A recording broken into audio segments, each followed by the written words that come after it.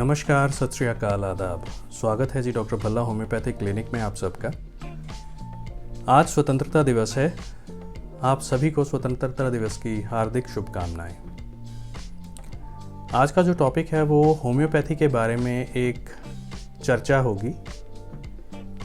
कुछ ऐसे महत्वपूर्ण बातें जो होम्योपैथी के साथ जुड़ी हुई हैं।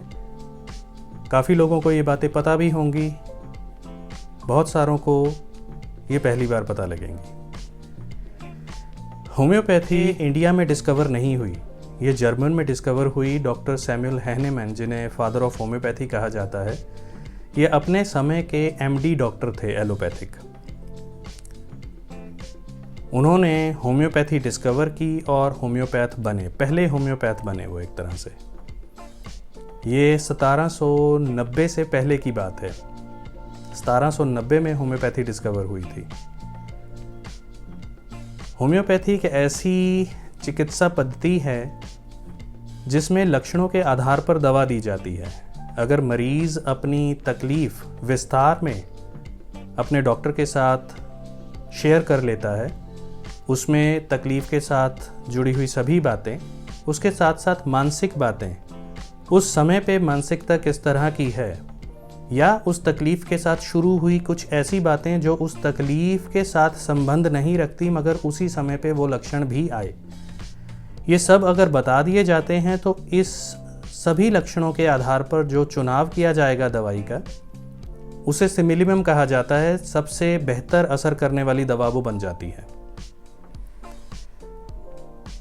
कुछ लोग कहते हैं कि होम्योपैथी अगर फ़ायदा नहीं करती तो नुकसान भी नहीं करती। ये मजाक में कही जाने वाली एक बात है। असल में होम्योपैथी फ़ायदा भी करती है और नुकसान भी करती है।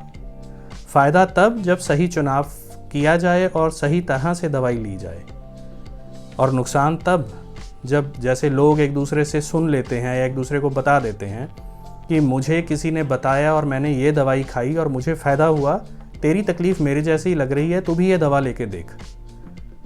और बिना रुके मरीज़ लगातार वो दवाई का सेवन करने लग जाता है और उससे फिर नुकसान होता है, क्योंकि मरीज़ अपने आप में विशेषज्ञ नहीं है।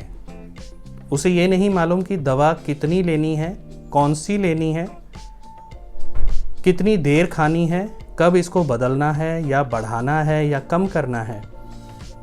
हर दवा का एक रिश्ता है दूसरी दवाओं के साथ, रिलेशंस ऑफ मेडिसिन कह देते हैं, कि एक दवा के बाद दूसरी दवा दी जानी चाहिए या नहीं देनी चाहिए।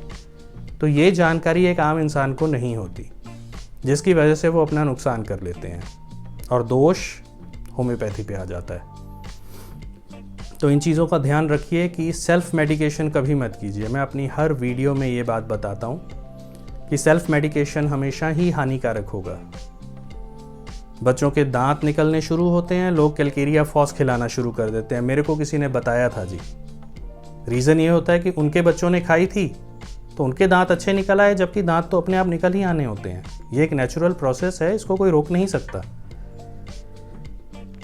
अगर कोई तकलीफ है उस समय पे, तो दवा का चुनाव लक्षणों के आधार पे करवाना चाहिए। केवल एक दूसरे से सुन के दवाइयाँ खानी शुरू नहीं कर देनी चाहिए। इसके अलावा बहुत से लोग ये सोचते हैं कि जब सब जगह से चॉइस बंद हो गई, सब ने जवाब दे दिया, अब कोई और विकल्प बचा नहीं है, तो चलो होम्योपैथी ट्राई करके देख लेते हैं। टर्मिनल स्टेजेस में आके कोई भी इलाज असरदार नहीं रह पाता। बहुत कम केसेस ऐसे होते हैं जो उस स्टेज में से भी अपने आप को निकाल पाएँ। ज़्यादातर का पता ही होता है कि वो टर्मिनल स्टेज में आ चुके हैं, अब क्या होगा आगे, और बदनामी मिल जाती है। हमने सब कुछ ट्राई किया, अंत में हमने होम्योपैथी भी ट्राई की, मगर कोई फ़ायदा नहीं हुआ। होम्योपैथी को तो चांस ही तब दिया गया जब सब कुछ ख़त्म हो चुका था। दवा को असर करने के लिए भी शरीर में इतनी ताकत होनी चाहिए कि वो दवा के असर को ले के उसका रिएक्शन दे पाए, नहीं तो मरीज़ ठीक कहाँ से होगा। और दोष आ जाता है कि होम्योपैथी सिर्फ प्लेसिबो इफेक्ट है, ये कोई काम नहीं करती। इसको आखिरी विकल्प मत बनाइए। चांस देकर देखिए। जो बीमारी अंदर से उत्पन्न हो रही है, अंदर से ही शुरू हो रही है, उसे होम्योपैथी बहुत अच्छे से हैंडल कर सकती है। हाँ, सर्जिकल केसेस की अलग बात है। कोई भी इंसान एक्सीडेंट करवा कर आ रहा है, एक्सीडेंट की वजह से उसकी चोट लग गई, ज़ख्म खुल गया है, तो वहाँ पर तो टांके लगेंगे, सर्जरी की ज़रूरत है।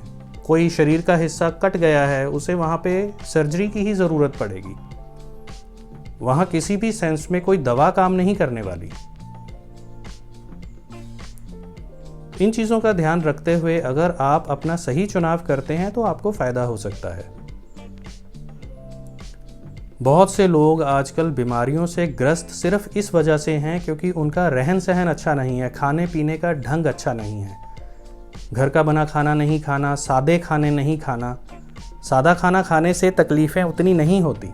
भारी चीज़ें खाना, बाहर की बनी हुई चीज़ें खाना, मसालेदार चीज़ें खाना, परहेज़ ना रखना। कुछ चीज़ें आपस में खाई नहीं जानी चाहिए, वो भी मिक्स करके लोग खा रहे होते हैं।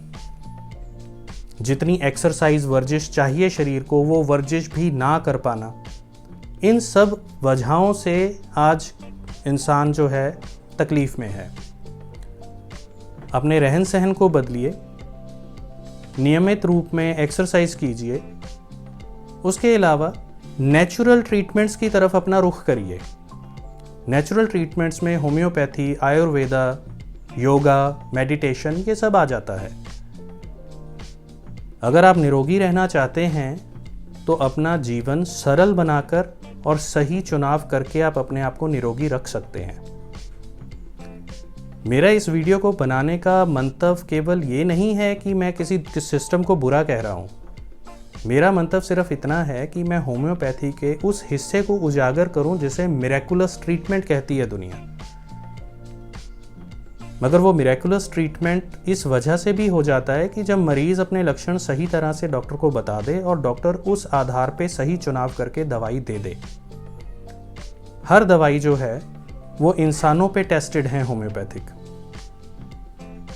इंसानों पे टेस्टेड इस तरह से, इनको इस चीज़ को ड्रग प्रूविंग कहा जाता है कि जो दवा हमने बनाई है उसको बहुत ही मिनिमल डोज में कि तंदुरुस्त लोगों को दी जाती है ताकि उनमें वो लक्षण पैदा हों। जो दवाई जिस बीमारी को ठीक करने की क्षमता रखती है वो उस बीमारी के लक्षण पैदा करने की क्षमता भी रखती है तंदुरुस्त इंसान में। तो वो सारे लक्षण एकत्र करके, इकट्ठे करके लिख लिए जाते हैं। और ऐसी पुस्तकें जिनमें वो सारे लक्षण सिर से लेके पांव तक लिखे जाते हैं उन्हें मटीरिया मेडिका कहते हैं हम होम्योपैथी में, जिनके आधार पे हम चुनाव करते हैं कि अगर वही लक्षण मरीज में पाए गए तो वो दवा उसके साथ मिला करके, लक्षणों के साथ मिला करके वो दवा दी जाए तो वो बहुत बेहतर काम करेगी। यही होम्योपैथी है। मगर इसमें और बहुत सारी ऐसी चीज़ें हैं जो देखने लायक होती हैं जो एक आम इंसान नहीं जान पाता। तो विशेषज्ञ की राय के बिना दवाइयाँ ना लें अपने आप। ड्रग प्रूविंग की वजह से मैं ये कह सकता हूँ कि होम्योपैथिक दवाइयाँ ही केवल ऐसी दवाइयाँ हैं जो केवल और केवल इंसानों पे टेस्टेड हैं। ये दवाइयाँ इस वजह से भी ये सेफ पैथी हो जाती है। ये चिकित्सा प्रणाली सुरक्षित है क्योंकि इसमें किसी तरह का दुष्प्रभाव आने की संभावनाएं बहुत कम हैं अगर आप सही नियम से इन दवाइयों का सेवन करते हैं। अगर आप अपने आप को निरोगी रखना चाहते हैं तो होम्योपैथी को आखिरी विकल्प ना बनाएं, इसको पहल दें। आपकी पहली चॉइस होम्योपैथी हो तो आप इसके रिजल्ट्स अच्छे देख पाएंगे। उम्मीद करता हूं ये वीडियो आपके लिए जानकारी भरपूर रहा होगा। अगर आपको मेरा ये वीडियो अच्छा लगा है तो इसे लाइक कीजिए, अपनों के साथ शेयर कीजिए, मेरे इस चैनल को सब्सक्राइब कीजिए ताकि आने वाले वीडियोस आप तक पहुंच सकें। फिर किसी नए वीडियो के साथ मिलते हैं, तब तक अपना ध्यान रखिए। नमस्कार, सत श्री अकाल, आदाब।